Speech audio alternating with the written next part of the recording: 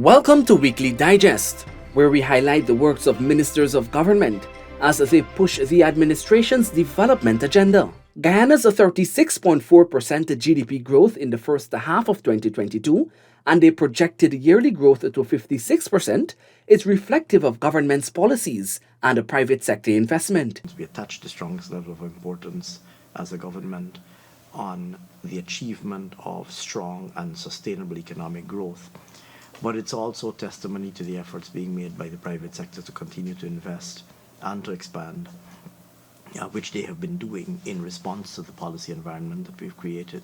To honor the 50th anniversary of diplomatic relations between the People's Republic of China and the Cooperative Republic of Guyana, the $50 commemorative coin was unveiled at the Ministry of Foreign Affairs.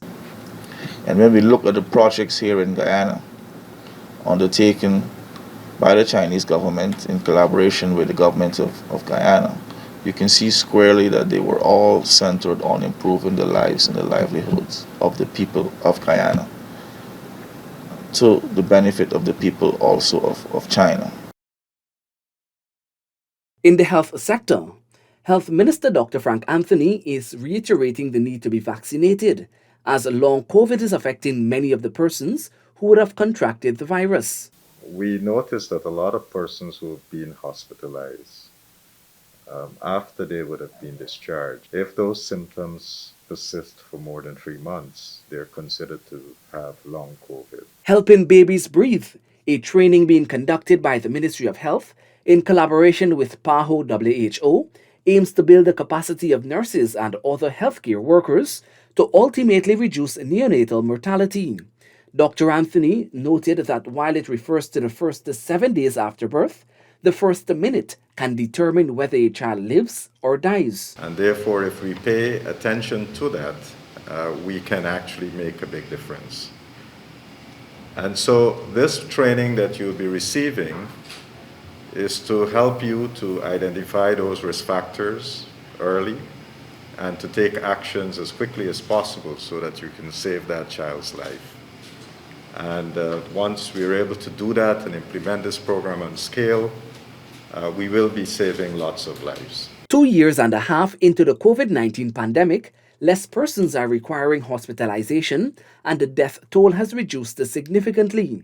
Health Minister Dr. Frank Anthony noted this can be credited to the efforts of government in making available COVID vaccines. Some 87% of the adult population has taken at least one dose of a COVID vaccine. Well, you have a combination of people who have received vaccines. There might have been a lot of people who got infected as well, so they have some immunity because of their past infections. And perhaps when you combine that in the population, you would have a substantial amount of persons who would have some level of immunity against COVID. Taking a look at agriculture, residents of Plaisance, East Coast Demerara, will soon benefit from a shade house, which will allow them to cultivate and reap their own crops. The shade house is an initiative of the Plaisance Seventh-day Adventist Church and aims to relieve the burden of the rising food costs in Guyana. When we talk about agriculture, many persons try to relate it to just the farmers in the field and the farming communities. But if all the organizations in our country emulate what you are trying to do, then I think Guyana can be food secure. Later in the week, the minister also delivered a quantity of farming equipment and the tools to the church. I have commended the effort of this group, and I hope that other groups in the country can follow suit, because as you know now, these are exciting times in the agriculture sector, where our agriculture sector is moving apace so that we can have food security and also lead the region in its food security and food agenda program. Farmers in Region 2 are pleased that government has fulfilled its commitment by providing the necessary support to increase agri-production there. This fulfillment came in the form of a new grader, which was commissioned at Anna Regina. Rice farmers can now benefit from improved dam maintenance. Dams are one of the most burning issues now. That's problem farmers are faced with on the Essequibo coast. We recognize that. And over the last 2 years, we have expended a large budgetary allocation in Region 2. Over $3 billion we have expended right here on the Essequibo Coast. And that shows government commitment towards the development of Region 2, because we recognize the importance of this region. In the infrastructure sector, Guyana took another giant leap in its transformational development with the signing of a massive $11.8 billion contract for the construction of the Schooner to Crane 4-lane highway in Region 3. The road is expected to present major economic and other opportunities for Guyanese and is the fulfillment of a commitment made by President Dr. Mohamed Irfaan Ali. We have the construction and the operation of the multi-billion-dollar multi-purpose port facility dubbed the Port of Freedom Hoop, which will primarily service Guyana's offshore oil and gas sector and other shipping needs, as just one example. Then you have the Wales Development Plan, which aims to expand Guyana, industrialize as well as manufacturing opportunities with a low-cost source of energy. Minister Kroll has reassured the Guyanese that works on Phase 1 of the Eccles to Diamond Highway is moving apace and is on track to be completed before September 16. The minister had made the announcement of its completion for Cricket Carnival a few weeks back. Lot 1 is expected to be completed ahead of the Cricket Carnival, because we also expect an influx of persons coming in, so you'll expect, in addition to your regular East Bank and West Coast traffic, you will have additional persons who will need to traverse that vicinity for the cricket. 46 families have now taken the first step to move from squatters to legal landowners. The families, who occupy lands on Cameron Dam, Region 3, were allocated lots in Lust in Rust. There is and there will be no need futuristically for anyone to occupy a land or a space for which they do not own. You have a president, a son of your soil, a son of your region, who understands your issues, your concerns. And under President Ali's government, we will work to ensure that we help to make the lives of all of our citizens better. Minister Kroll has assured residents of Wakenham that government will make available house lots on the west coast of Demerara and Region 4 for applicants on the island, as there is no more lots available there. For those here, we are making an offer on the first Friday of next month, that's in October, the first Friday in October. We'll be having what is called a Dream Realized land allocation exercise, and that will be done at the Lenora track and field. And so we will take cognizance of those of you who have those applications. The team will go through them, they will advise you, so you'll have as much information, and then they'll compile that list and make that formal offer for that date. In education, Guyana has recorded improved performances in both the Caribbean Secondary Education Certificate, CSEC, and the Caribbean Advanced Proficiency Examination, CAPE, for 2022. For CAPE, Guyana saw an increase of 93.22% in 2022 from 90.86% in 2021.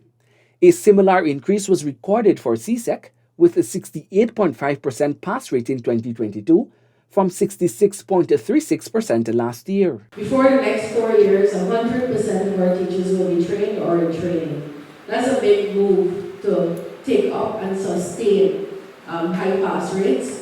All of our teachers will be taught how to teach. So not only will they have strong content, but they'll learn how to deliver that to students. All students in grade 6 will now receive breakfast as part of the National School Feeding Program, which will benefit some 956 students in 29 primary schools in Region 10. The aim of the program is to ensure children in all regions have sufficient nourishment that will promote learning and to ease the financial burdens faced by parents. And I want you to note that when we're doing something, is everybody getting it?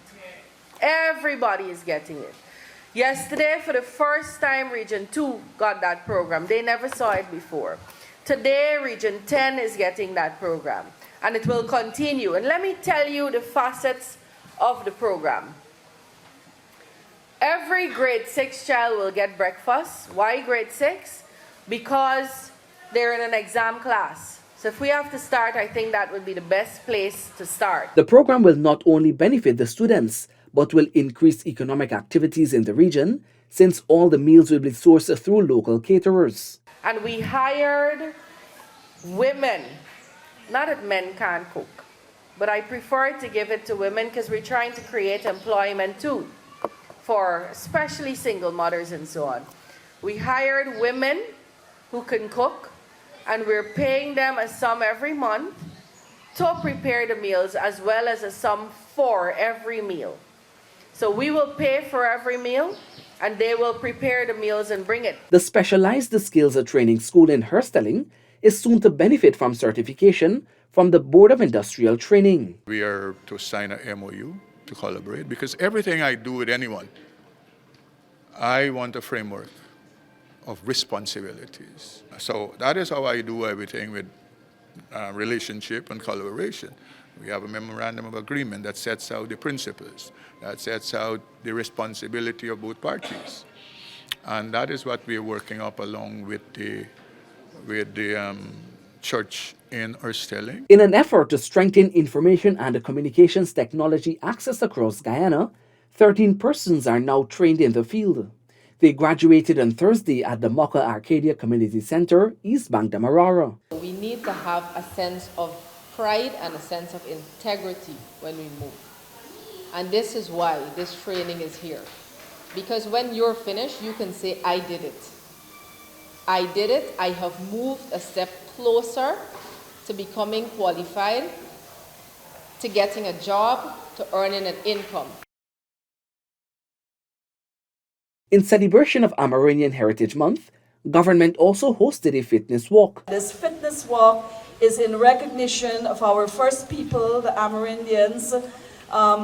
The government has declared 1 month of celebration to highlight the contributions of the Amerindians, them being part of this nation, and their cultural tradition and customs. It's very rich. Minister of Culture, Youth and Sport, Charles Ramson Jr., launched the Guyana Prize for Literature, which was scrapped by the previous administration. This initiative provides a progressive platform to recognize and promote local literature. First is that it's going to be an annual prize. Before it used to be every 2 years. Now it's going to be an annual prize.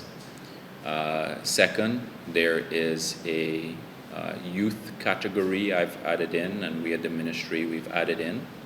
Now there is one qualifying area other than age, which is that it's open only to residents, persons who are resident in Guyana, Guyanese who are resident in Guyana. And then we've also added in a male and female category for the Youth Prize too. 14 sponsors have partnered with the government to execute the 16 Days of Cricket Carnival events. From the performance arts area, those young people, they're going to be able to get the biggest platform that they have ever had before. People from all around the country, the region, and the world will be here in Guyana and getting the opportunity to see our talents here. Getting them the name and face recognition that they would have not had otherwise. Minister of Labour Joseph Hamilton is calling on employers across the country to ensure they practice transparency and fairness in labour recruitment, especially with migrants. Obeying the laws of Guyana for employment agencies and companies that you are advising.